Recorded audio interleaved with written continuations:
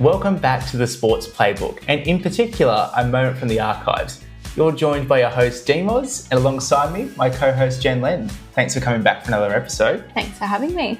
So this is a moment from the archives. It's a series that's all about diving deeper into pivotal moments within sporting history and reliving moments that changed the game or the sport forever.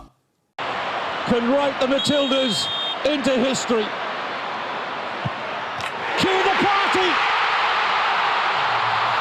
So, how did we get to this point of the tournament? Let's start by setting the scene. Let's do that. So, in the early hours of June 26, 2020, so a fair few years ago, Steph Catley, Alana Kennedy and Lydia Williams, all Matildas players, joined Football Australia officials as FIFA came to their decision. Australia and New Zealand were announced as the 2023 FIFA Women's World Cup hosts, and there was just total elation in the room. From here, the journey was just getting started. Yeah, it was I remember those videos of them all jumping up and down in, as you said, total elation. And I think really the Matildas momentum just skyrocketed from there. So we had Tony Gustavin take over as head coach in September of 2020, with his first day being the 1st of Jan 2021. And I think that date really cements the Matildas' rise in the last few years.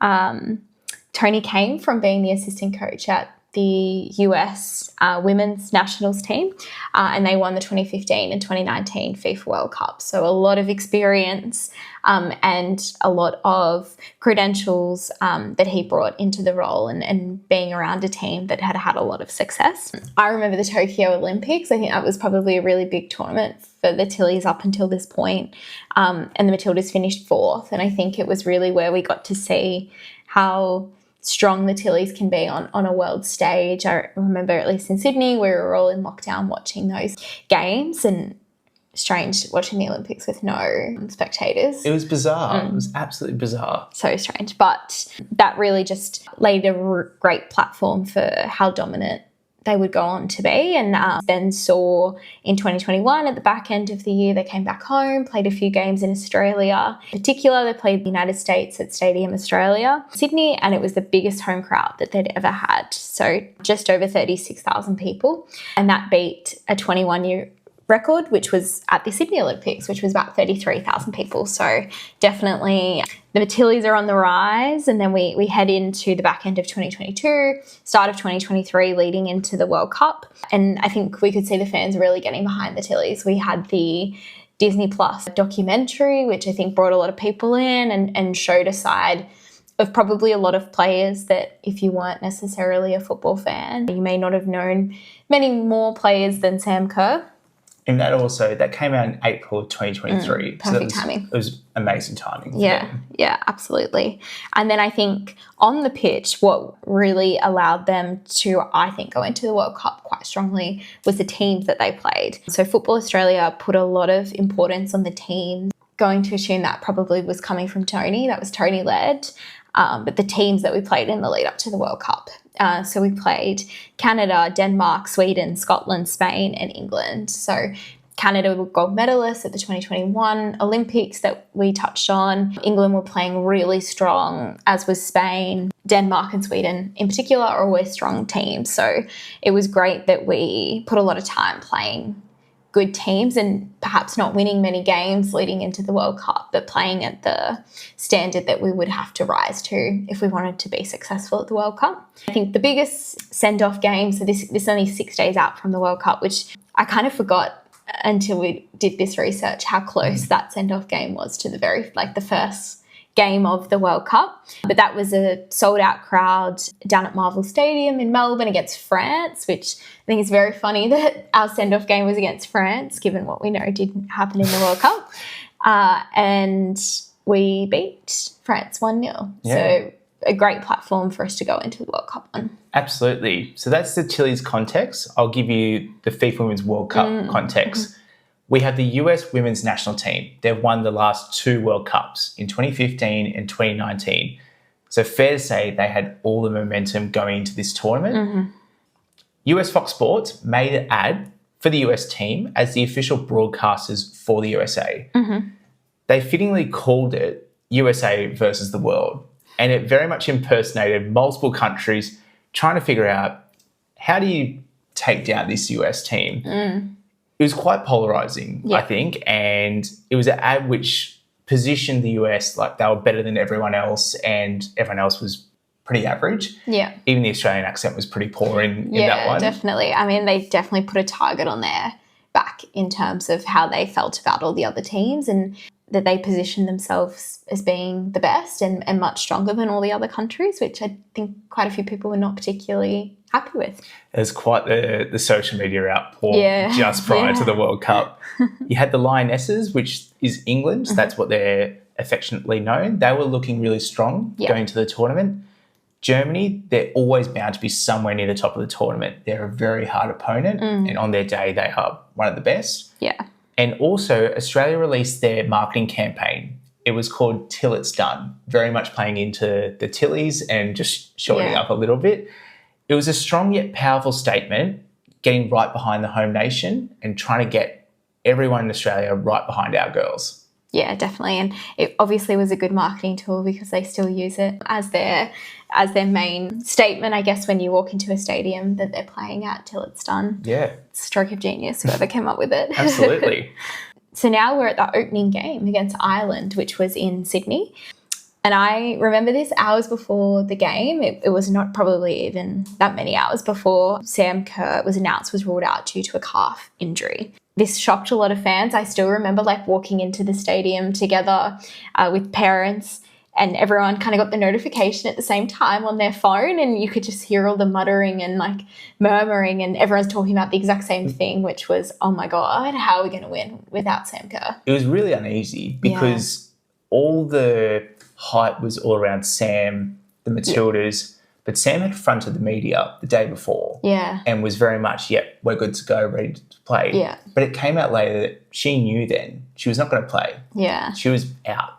Yeah, they did such a good job to keep it under wraps, and I think that probably says everything about the Matildas' like team management at this point in time, and the trust amongst the group, that they all felt really comfortable with the media strategy. They all knew exactly what was going on. No one really faltered around that. So I think that really goes to show the trust in the group that everyone had. Definitely. But yeah, once we all got over that and we walked into the stadium, which was sold out, so we had 75,000 people packed into Stadium Australia in the middle of July, I think the first game was. Yeah, 20th of July. 20th of July. So freezing in Sydney, but that's Cold. okay. And then we had the national anthem playing, and I think as someone who I was 24 at the time, grew up playing a lot of sport and had parents, and particularly my mum, that played a lot of sport, being able to stand next to them as we sang the national anthem in a stadium that was completely sold out for a women's football game, I couldn't quite believe that it was happening in my lifetime. Like, it was quite emotional and meaningful, and I think it really just goes to show when people put the investment in women's sport, you're always going to get the reward back. Fans show up. Crowds show up. People want to back women's sport because, like, what a great spectacle it is. And, yeah, that was just such a meaningful moment. It was incredible. Absolutely incredible. But then if we move along to the game, it was probably a great start for the Tillies. I think it was quite a feisty game, but we did quite well to keep our heads. We played quite well. And I guess that feisty nature of the game resulted in Hayley Raso getting a penalty in the box, which was great. And Steph Catley, who stepped up to be captain in Sam Kerr's absence. And I think we've really seen since this World Cup, Steph Catley really take on that captaincy role really well, and she's really come into her own. She took that penalty, and it was such a great strike of the ball and sent the crowd into elation. And it was probably the best possible start for a tournament. 1-0, no Sam Kerr, first game under the belt against a pretty feisty team in Ireland. And then we headed up to Brisbane, where we played Nigeria. We did. And before the match had even begun, the Tillies faced another blow. Mary Fowler was ruled out of the game due to a mild concussion suffered in a training incident. Look, for the Tillies at this point, they didn't really have many forwards that they could actually go to because they had Sam Kerr out, they had Mary Fowler out, they had Kai Simon also out in this game. So was really Caitlin Ford was their dominant forward, and probably their only forward with decent overseas experience at this point in time. Yeah, absolutely. So the Tillies scored on the stroke of half-time through Emily Van Egmond. They took them to 1-0. But Nigeria, they were very quick to equalise just right before half-time. And from there, their momentum continued to build. There was a very bad lapse defensively from Alana Kennedy and Mackenzie Arnold. I think it was just a miscommunication, to be honest. That's one of those things that you probably couldn't even try and recreate it again. No. Like, it wouldn't happen. It was just, bad positioning by both players at the same time. I think it's just the stage, right? Yeah. There's a lot of people in the crowd. You can't really hear your teammates being so close. So I think it just comes down to that. And probably also a new experience for a lot of the female athletes playing in front of such big crowds. Yeah. And as much as that probably increases like nervousness about wanting to perform when there's so many people in the crowd, it also increases noise level and it increases passion in the crowd and all those things that you then have to adjust with while you're playing, which we also then found out that Mackenzie Arnold wears a hearing aid after that game, which I didn't know before that game. I'm sure a lot of people probably didn't know either. No, they definitely didn't know. And Alana had also been out through injuries. About September of 2020, she had multiple different little injuries, but it meant she didn't really play until the World Cup. Yeah, so probably which is tricky. It's probably the worst preparation you can have, right? Yeah, definitely. And then Alana Kennedy, she scored with 2 minutes to go. So this is during penalty time in the second half. Yeah. And it brings it back to 3-2, but they lost. Nigeria won the game 3-2. Nigeria were in total elation. Yeah. They were loving every second of it, and so were their fans. Yeah. But what this meant for Australia was they had to win their final game against Canada in the group stage to stay in their home tournament. Yeah. It was pivotal at this point. Yeah. For Courtney Vine, so Courtney Vine had to step up in Mary Fowler's absence. Yeah. She was one of our forwards. She was quoted post-game saying, "It's do or die now." Yeah. And it was very fitting that this was it. But I feel like very much in true Australian media form, they were very quick to jump on the Matildas, and not in a positive way. Yeah. It was in quite a negative fashion. So JenLen, I just want to read out some of these media headlines to you, and you let me know what you think of this. Yeah, I can imagine already what the wording might be on them. We've got Australia Women's World Cup hopes are in jeopardy. Yep. We have the Matildas face date with destiny after fluffing their lines. Fluffing their lines. That's interesting language. I haven't seen that used in a men's sporting article. Yeah. Fair to say. It's interesting language. Nigeria claims shock victory over the Matildas as Australia's World Cup hopes hang by a thread. Probably the most accurate headline.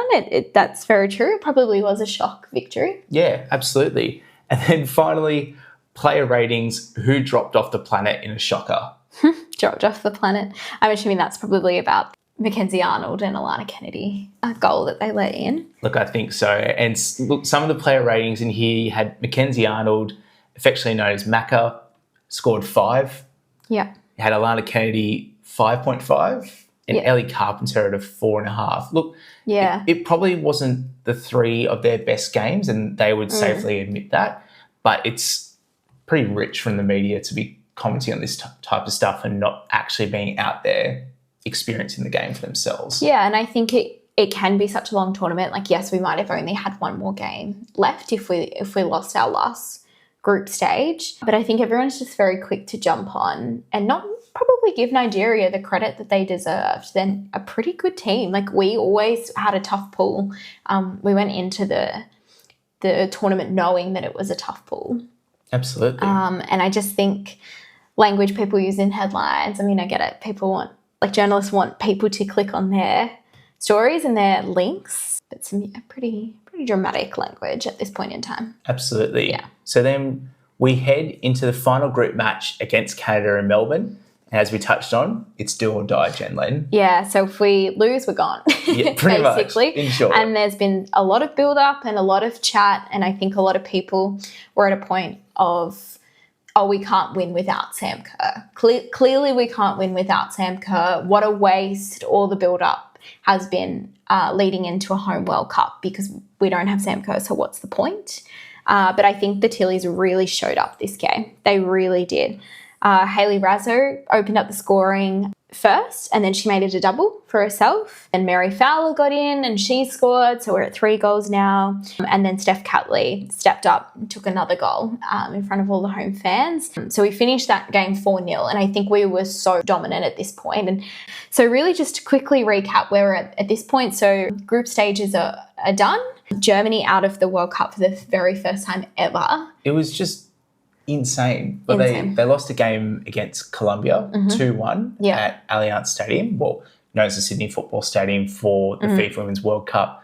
The atmosphere there was insane, but they couldn't get the job done. No, Germany was so clinical in that game, but Colombia just had an edge and Germany just didn't have an answer for it. They didn't know. Yeah. And then we had Italy, Canada, as we touched on, China, PR, and Brazil all out. Big people and big players too.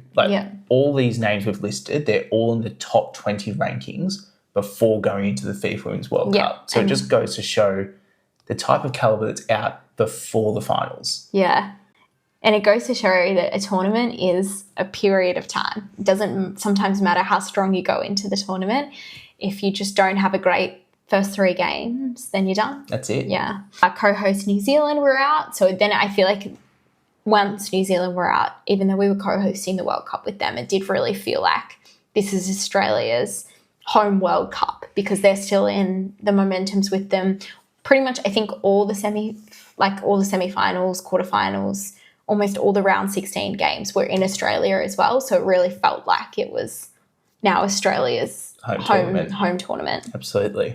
We had the USA, so back-to-back champions, just scraping through into the round of 16. Like barely scraping through. Yeah, and I think to touch on, they really didn't have a great round part of the tournament, and there was definitely a lot of commentary around how they went in, particularly on that commercial that you talked about, and then how they played. And as we went on to see, they lost their round 16 game, so they were out in the round of 16, to Sweden. I think that was a penalty shootout as well. Yeah, it was, and they lost in that. I just think it was, for the US, they also put a lot of money into their broadcast. Do you remember the scenes at Circular Quay? Like they had that huge broadcast area. Yeah. And it was very much felt like the US trying to take over Australia on their home turf. Yeah. But it didn't pay off for them. No, they didn't have a very good tournament at all.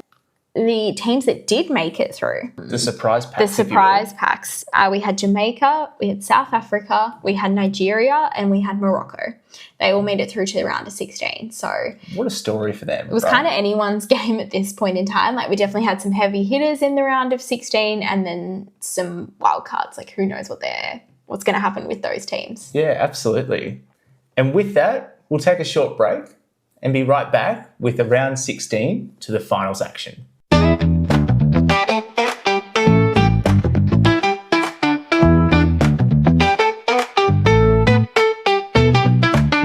All right, we're back from the break. We are in the round of 16, and for the Matildas, this means a game against Denmark at Stadium Australia, so back in Sydney.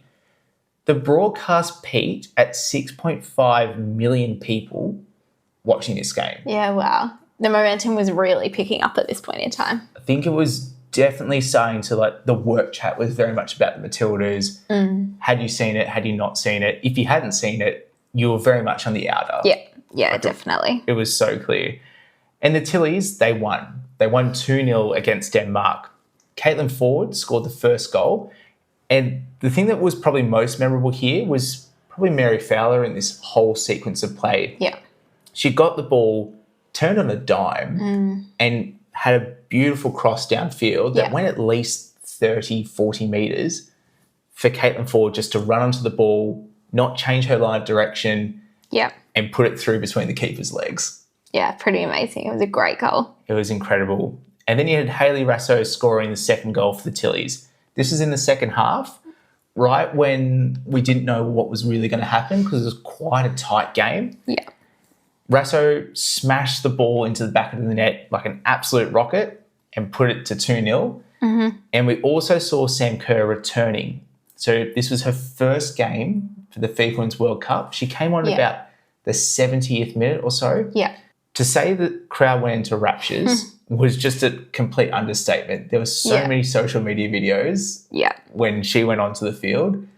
People crying, people cheering. It was what Australia needed to really kickstart their finals campaign. Yeah, definitely. I think having her back at the start of the finals really lifted everyone up again. Like, we had a lot of momentum coming off the Canada game, but that really just then skyrocketed the momentum from there. Yeah, absolutely. So we're through to the quarterfinal, and this opponent we'd met probably 3 weeks earlier. Yeah.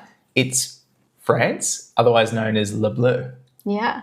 That very average French, by the way. No, that's okay. That French game, I think anyone that watched it will be able to tell you where they were when they watched it. Absolutely. Like, it was insane. Never seen anything like it. Yeah. And to the point where it was stopping a nation at its feet within 150 minutes. So from the time it took to start the game to the time we'll get into it, the penalty shootout, people were stopping, people were jumping into a pub to watch the end of the game. Yeah. Even footy codes were being stopped. Yeah. So, I mean, if we go to the start of the game, we've got the AFL delaying the opening bounce of Carlton versus Melbourne. So big rivalry, by the way. Yeah, huge rivalry to 7:30 because of the Tillies' momentum. At the MCG, at Perth's Optus Stadium and the SCG, who were all hosting AFL games that day, they put the Matildas on the big screen of the field before and after the AFL games. And I also remember them having them on the little TV screens, like around the MCG, so people could watch while they were sitting there. Absolutely. Which is, again, insane for a female sport. Like, I can't believe the level of investment and engagement with a women's sport. Like, I'm still a bit surprised at the level that it went to. It just goes to show when momentum's on your side, it is so in your favour. Yeah. And I think it was really hard for the Tillies and even women's sport beforehand to get that momentum. Yeah. But they got it, and they were certainly not going to let it go. No, they grabbed it with two hands. And I guess turning to the game, we had a few scoring possibilities throughout the game. We've got Mary Fowler. She almost scored around the 40-minute mark. The French defender did an amazing save. It was almost Mary should have scored. Like, it was right in front of the goals. But the French defender just did an incredible save. And that's not due to Mary at all. Just the defender got there in the nick of time and just clipped her leg. Yeah, sheer determination to not let the goal score. Absolutely. We went into extra time to the game, but neither team could break the deadlock. So we're heading into a penalty shootout. The stadium was like on a knife's edge. We were at a bar playing trivia and everyone stopped. It was like, no more trivia questions. We need to be watching the end of this game. It was eerily quiet for the start of the shootout. Everyone had a couple had their phones out. Yeah. And obviously, as everyone knows in trivia, if you get caught with your phone out, you're absolutely done. Yeah. It didn't matter at that point. We were already watching it the whole time, trying to play anyway. Absolutely. The MC had no chance with us. Yeah. But I think really this penalty shootout, enter the chat, Mackenzie Arnold. So what are you wearing there? A plug, if you're watching on Spotify, a bit of a plug to go and check it out on YouTube and you can see the shirt. But it's the Mackenzie Arnold brick wall shirt. It's one of my favourite shirts. It's incredible. Because of what happened in this penalty shootout. Yeah, absolutely. France went first in the penalty shootout and Macca saved it. The very first one. Of course she did. Yeah, of course she did. So Caitlin Ford stepped up for Australia and she put it in the back of the net. Yeah. It's 1-0. Yeah. Sam Kerr then steps up for the third attempt and also put it away. So at this point in the shootout, it's 2-2. Yeah. Still very much anyone's game at this point. Yeah, definitely. You've got Mary Fowler that next steps up. This stat, it stunned me when I found it. When she put the ball into the back of the net, do you want to guess how quick the ball went into the net at? I remember her shot being the strongest shot and thinking, gosh, that was so fast. How quick? Maybe like 90 kilometres? You're pretty close, but it was faster. Faster? It was 110 kilometres an hour the ball hit the back of the net. Okay. You could literally hear the audio of the net going as it hit the back of it. Yeah, you could. And it almost, I feel like there should have been a hole in it. It hit the bottom corner so hard. Kind of like Ted Lasso, right? Yeah, like Ted Lasso-esque. And then you had Macca saving it again. So at this point, it's 3-3. Yeah. It's the 5th penalty for France. Macca saved it. Yeah. It meant that... And France went first. France went first. Yeah. So it meant that if Macca, who then strangely actually stepped up to take the 5th kick, I think no one actually predicted that. Yeah, she's obviously maybe our 5th strongest kicker. Yeah, I don't know. Absolutely. So if Macca scores, Australia goes straight through. Yeah. And they get to their first semi-final. And she also saves herself a lot of extra work that she may have to do if she did miss it. Absolutely. But it hit the post. Yeah. And it was just the most cruel ting as it came off the post. Yeah. And that bar just went very silent. Yeah, and it was. Everyone was devastated. So we're at a stage now in this penalty shootout. Mm-hmm. It's do or die. If any side misses and the other side puts it away, it's a game. We're done, yeah. So it's a 1-for-1 like thing. Yeah. France will go first and Australia get the opportunity to respond. Yeah. So I guess we get up to our 9th penalty taker at this point, which is so many. It's so deep into the team. Yeah. So Macca saves it, but it's deemed she moved off the line too early. So I guess you can't move as the goalkeeper off the line too early. You have to have at least 1 foot on the line before the penalty is then taken. Yeah. Because FIFA had changed the rules a little bit. Because some people might remember for the Socceroos, we had the wiggle, Edger Redmayne. Do you remember how he's like dancing in front of the goals? FIFA had banned this. So the goalies couldn't distract the penalty taker. And they had to stay still and they had to keep 1 foot on the line, which is incredibly tough for a goalkeeper. Yeah, when you've gotten barely any time to react. Absolutely. Like you've got, flipped sides, but Mary Fowler putting her penalty in the back of the net at 110 kilometres, it's not a lot of time for a goalkeeper to react. Goodness no. But this meant that France had another chance to take the penalty, but Macca saved the penalty again. That's just incredible. Yeah, so we've got Claire Hunt stepping up and the French goalkeeper, Duron, made an incredible save. She stuck her left hand out and pushed it away. It honestly looked like it might have gone in. It looked for all money like it was going in. It was going straight down the middle of the goals. But Duron just stuck her left hand out and it was probably by far one of the best saves of that shootout. Yeah.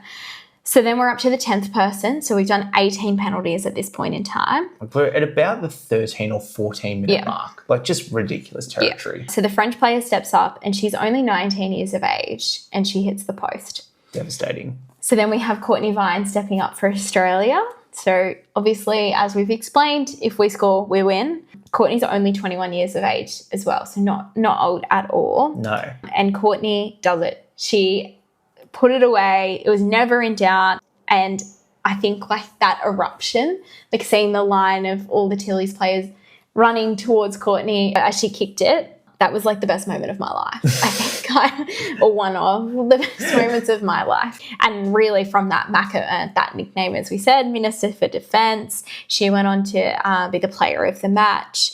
Tony G, the coach, he's crying. I think a lot of people in Australia are crying. There was like eruption everywhere. You could hear it in around the suburbs. Yeah. And it's so rare to have something like that.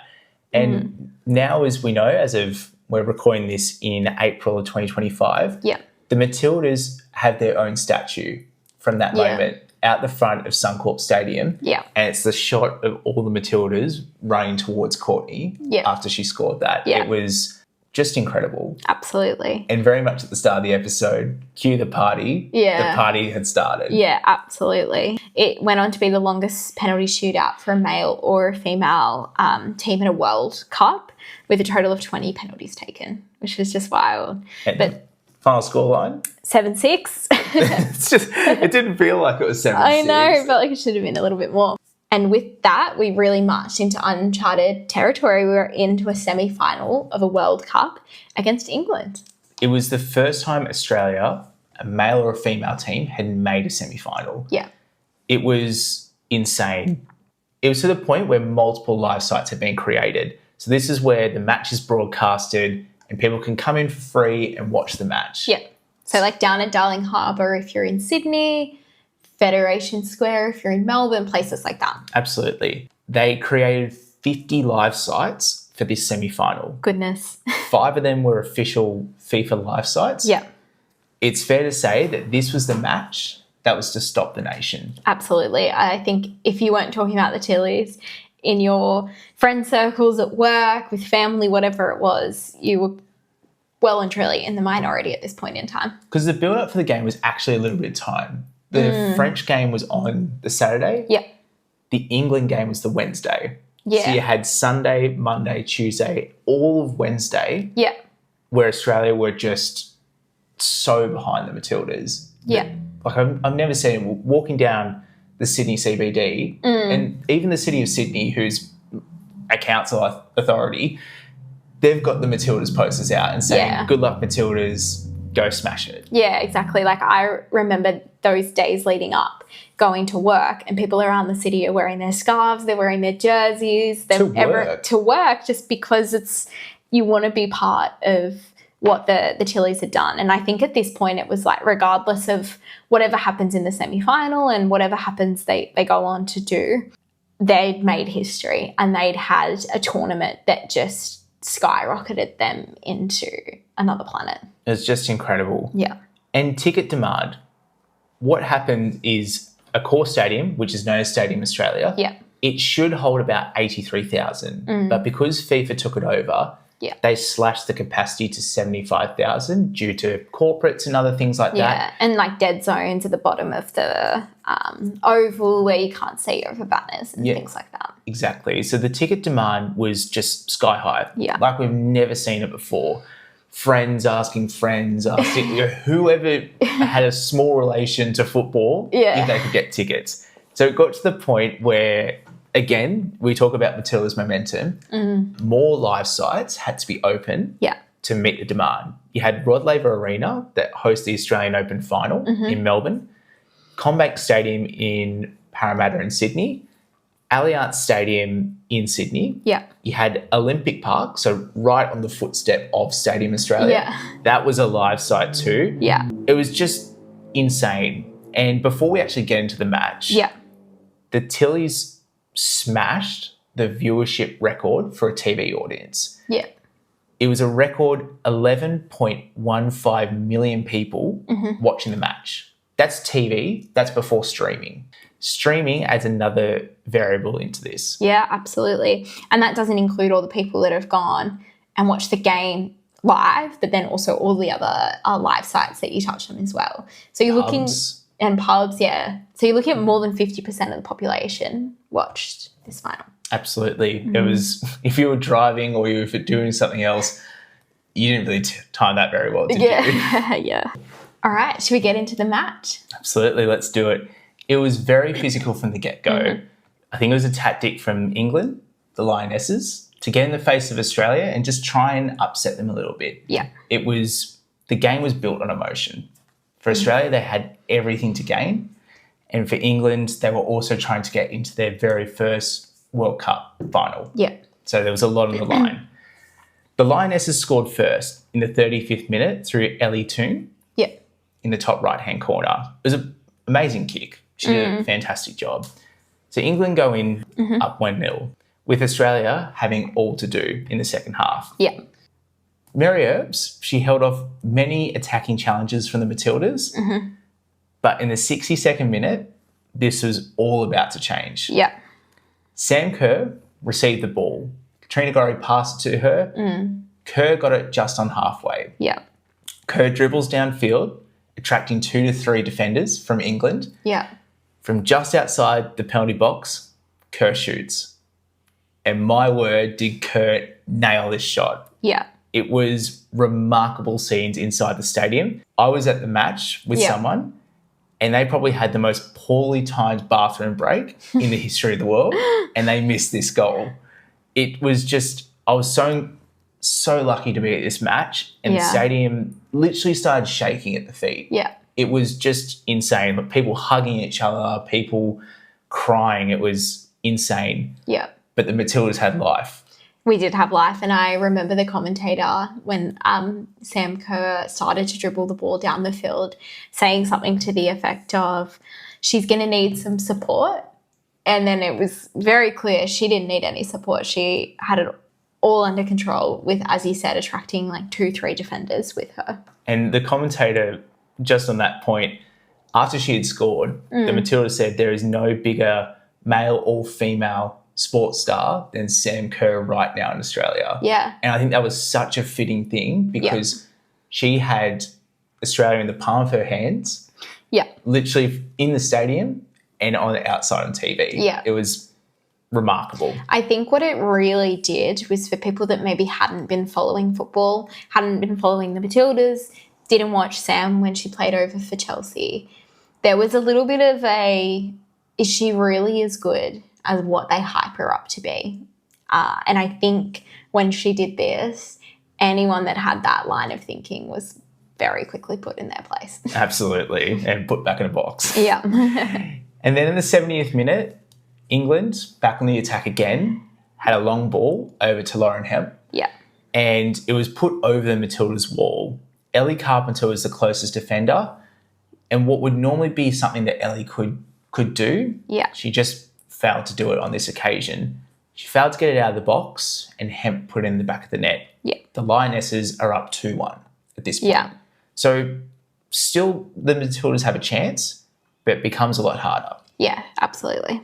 Then the 84th minute, Australia probably had their best chance to equalise. Yeah. They had a corner kick and Kerr off balance, received the ball and she was kind of like halfway up in the air, kicking on one leg and trying to get that so important equaliser. Yeah. But she was unable to put it in the back of the net. Yeah. And I honestly think it missed by less than a metre. Oh, yeah. It was so close. But it had that feel when it didn't go in.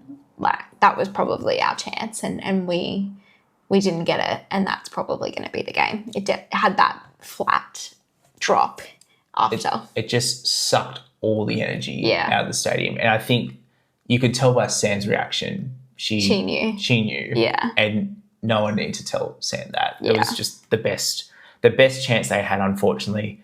And literally no more than a minute to a minute and a half later, Alessa Russo put the game away for England, and that was the game. Yeah. The final result was 3-1 to the Lionesses. For England, for the first time, they go into the World Cup final. Yeah. But for Australia and the Tillies, their chance of doing the unthinkable was done. Yeah.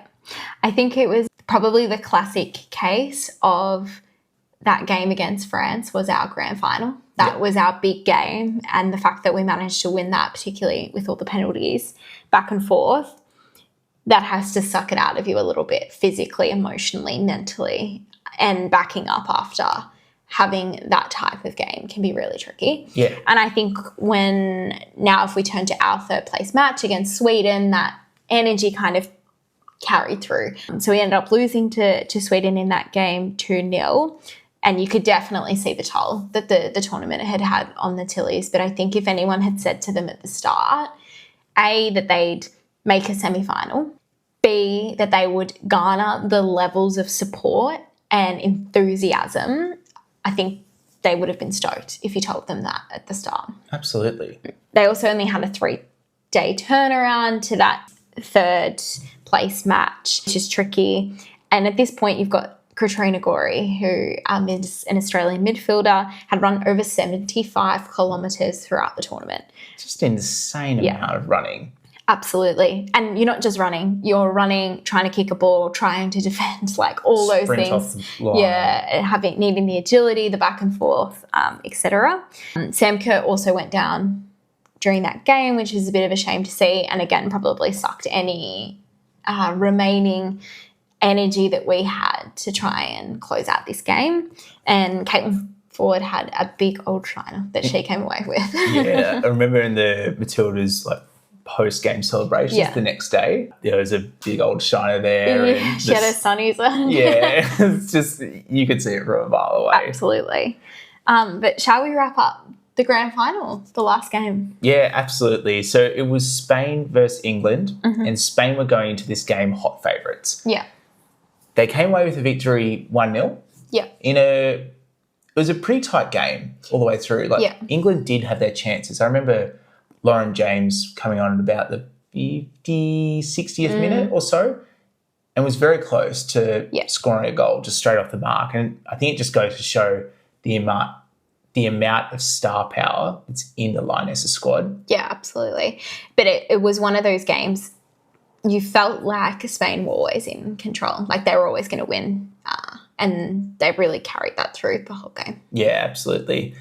But unfortunately for Spain, whilst they did win this match, the win was shrouded in a little bit of controversy. Yeah. You had the Spanish football president, whose last name is Rubiales, kiss a player on the lips. During the presentation, yeah. Yeah, in a pretty... It was quite weird. People were actually... bizarre. People were looking at each other going, did that really happen? Like, is there something we don't know about these two? But we later found out that was not the case. Yeah. He was suspended by FIFA.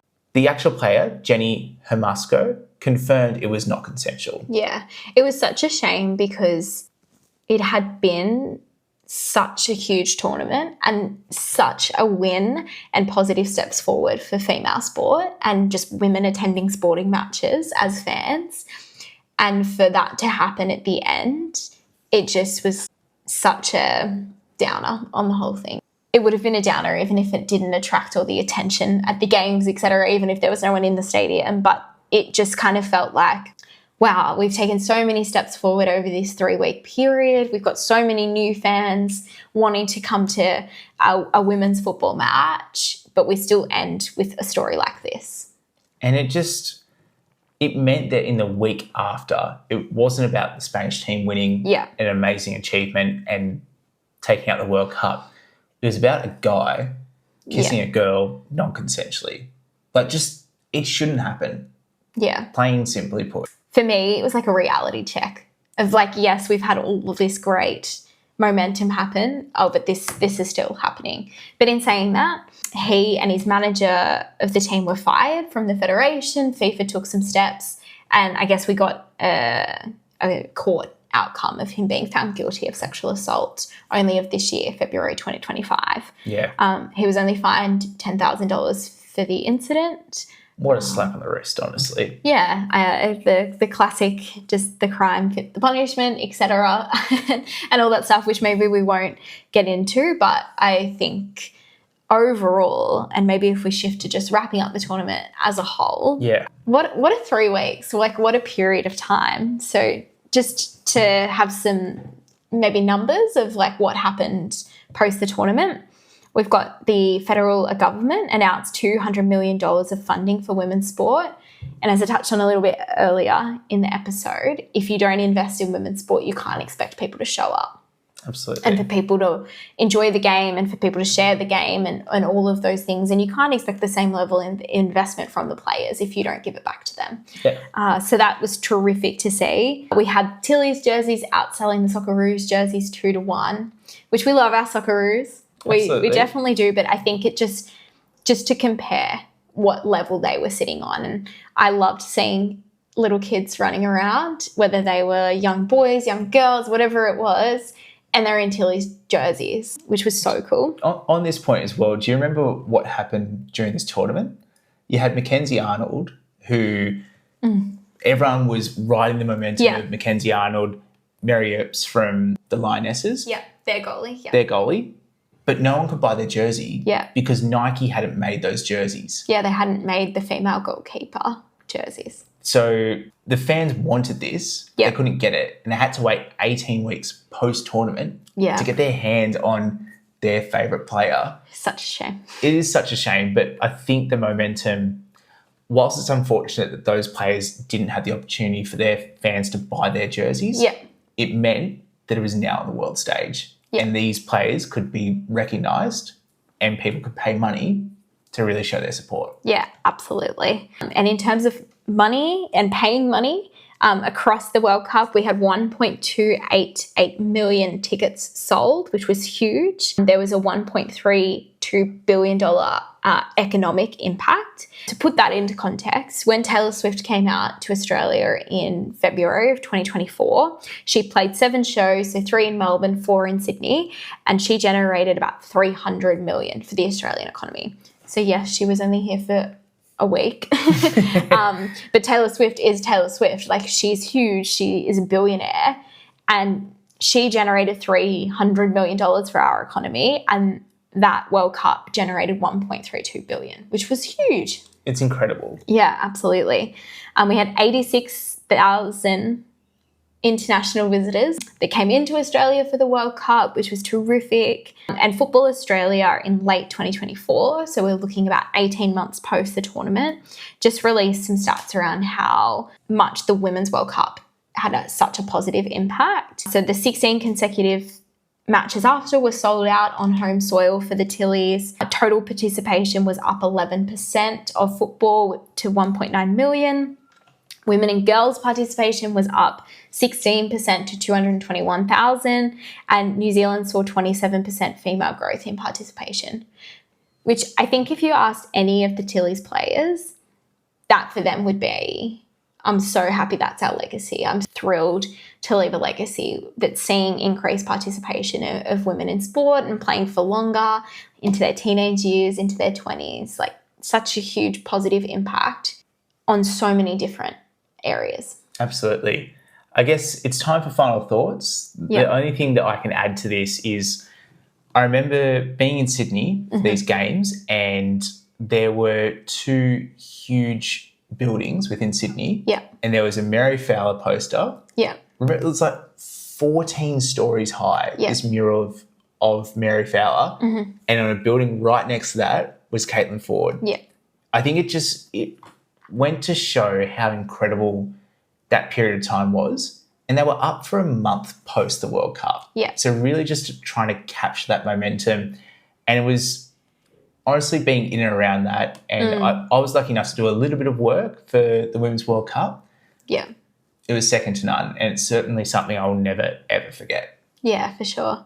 I think my final thoughts are, being now in April of 2025, you're not always going to win every game. And I think we're very quick to throw either blame or judgment, whatever it is. And a lot of people might look back and go, oh, that was a blimp, or that was just a period where they played really well, without recognising just the natural ups and downs of sport. What they did in 2023 was monumentous and will leave a legacy forever. Yeah, absolutely. Well, JenLen, that was quite the episode, wasn't it? It was. So thank you, everyone, for listening to the Sports Playbook and this episode of A Moment from the Archives. If you enjoyed it, please like, subscribe, and comment wherever you get your podcasts, or up on YouTube if you're watching now. If you're on Spotify, we equally love you just as much.